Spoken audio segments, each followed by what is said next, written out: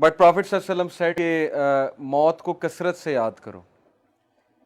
उसकी वजह यह है कि इंसान जब मौत को भूल जाता है, जो कि एक बहुत बड़ी हकीकत है, एक अटल हकीकत है, सब मानते हैं, इवन कोई एथियस्ट भी हो वो भी ये मानता है कि वी हैव टू डाई। सो इस्लाम हमें बताता है कि जब हमारी मौत होती है तो क्या होता है हमारे साथ, रूह के साथ क्या होता है, कब्र में क्या होता है। तो कब्र के हवाले से इंशाल्लाह एक हदीस मैं आप सबसे शेयर करता हूँ। प्रॉफिट सल्लल्लाहु अलैहि वसल्लम सेड, बहुत लंबी हदीस है लेकिन मैं आपको वो बताऊंगा जो बेसिकली क्रक्स है उस हदीस का। इज़ा दखलल मय्यितुल क़ब्र, जब मैयत को कब्र में ले जाया जाता है, यानी जब रूह आसमानों पे जाती है, अल्लाह ताला से मिलती है। ये हदीस में आता है कि सातों आसमान चढ़ती है रूह, फिर अल्लाह ताला तक ले जाया जाता है, यानी अल्लाह को देखती नहीं है लेकिन अल्लाह की प्रेजेंस में पेश किया जाता है। और अल्लाह अगर उससे राज़ी है तो अल्लाह कहते हैं इसको ले जाओ, मैं इससे राज़ी हूँ। अगर अल्लाह नाखुश है, राज़ी नहीं है, तो फिर कहते हैं कि थ्रो हिम, इसको फेंक दो यहाँ से, और फिर ऊंचाई से उसको फेंका जाता है रूह को कब्र तक। तो जब मैयत को कब्र में लाया जाता है, यानी अब उसके सवाल जवाब शुरू होने वाले हैं।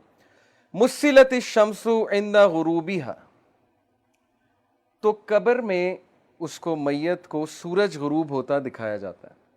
जैसे असर के टाइम पे नहीं आपने देखा, सूरज जब गरूब हो रहा होता है एकदम ख्याल आता है कि नमाज पढ़नी है। फयजलिसु यमसहु आइनैहि, तो वो अपनी आंखें मलता है।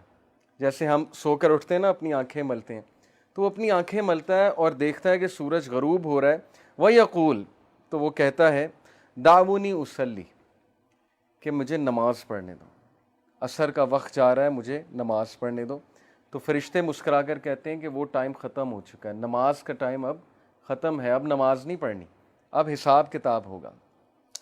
तो स्कॉलर्स ये हदीस कोट करके ये कहते हैं कि देखें, दिस शोज़ कि उस बंदे की प्रेफरेंस क्या थी, उसकी फ़िक्र क्या थी। जब वो दुनिया में था, सूरज गुरूब होते ही उसे पहला ख्याल ये आया है कि मेरी नमाज ना रह जाए, कहीं असर की नमाज ना रह जाए, तो मैं असर की नमाज पढ़ लूँ, उसके बाद बातचीत करते हैं। यानी उसका कॉन्शियस अभी तक नमाज के अंदर है। और ये चीज़ बहुत से मेडिकल डॉक्टर्स बताते हैं। मैं एक लेक्चर सुन रहा था एक स्कॉलर का, उन्होंने बड़ी ज़बरदस्त बात की। उन्होंने कहा कि मैंने बहुत से डॉक्टर्स को लेक्चर्स दिए हैं, डॉक्टर्स मेरी महफिल में आते हैं, तो डॉक्टर्स ने मुझे खुद बताया है कि जो लास्ट कॉन्शियसनेस में बंदे की चीज़ होती है ना, जो उसने सबसे ज़्यादा दुनिया में की होती है, डेथ के टाइम पे वही चीज़ निकलती है। और वल्लाही उसने खुद बताया, डॉक्टर्स ने खुद बताया कि कुछ जो मरीज़ होते हैं वो गाने गा रहे होते हैं, यानी at the time of death गानों के लिरिक्स निकल रहे होते हैं। तो ये मेडिकल साइंस भी यही बताती है कि हमारे न्यूरॉन्स के कनेक्शन स्ट्रॉन्ग जब बन जाए ना किसी चीज़ के हवाले से, ज़ाहिर है एक बंदा एक ख़ास महफिल में बैठ रहा है, उसमें एक ख़ास तरह की बातें सुन रहा है या कर रहा है, तो उसके न्यूरॉन्स के कनेक्शन उन बातों के मुताबिक बन जाएंगे और फिर उसके कॉन्शियसनेस में वही चीज़ होगी।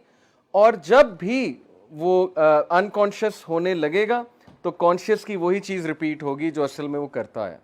ये तो पक्की बात है। तो ये वो शख्स है जिसने नमाज को बहुत फौकियत दी दुनिया की ज़िंदगी में, और उसकी फ़िक्र ही ये थी कि मेरी नमाज ना निकल जाए, नमाज ना निकल जाए। तो ये हदीस सुनाने का मकसद ये था कि उसके लिए नमाज मैटर करती थी दुनिया की ज़िंदगी में, इसलिए कब्र में जाकर भी उसे ये ख्याल आया कि हाय मेरी असर की नमाज ना निकल जाए।